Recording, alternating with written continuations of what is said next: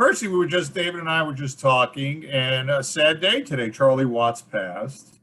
Yeah. The great Charlie Watts. And we're Yeah. just thinking your career started as a player on the bandstand in the mid 60s, when you were with, I guess, the Viceroys and the Liverpool Sound.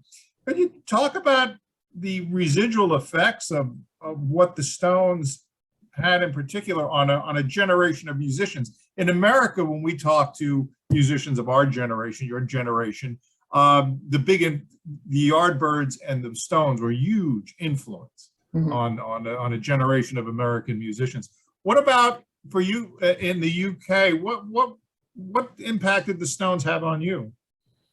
Well, that's an interesting question, because when they started out, when Brian Jones Right. was in the band, they were much more of an R&B. Right. And for me, a little more edgy Yes. than they became later on. So I really liked the early stuff that we're doing. King Bee, and and then later on, I mean, after Brian Jones died, they seemed to take a slightly different path, more of a straight up rock and roll. Right. Right. Which I mean, I'm not criticizing that. No.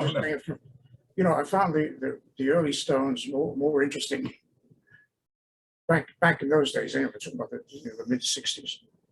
Yeah. And then, of course, were you aware that Bill Wyman was actually playing a fretless bass? Yeah, I mean, although every time I saw him on TV, like Top of the Pops or whatever, it was always a fretted bass.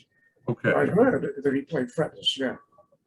Well, David, if I'm not mistaken, the Framus, what he did was he pulled the frets out of the Framus, which was a small bass, I guess it was, and a common instrument in the UK in that era. And then he put a putty in it, so it may have given the impression that there were lines on the. Oh, okay. Yeah. So that. So maybe he was playing fretless when I thought he was playing fretted.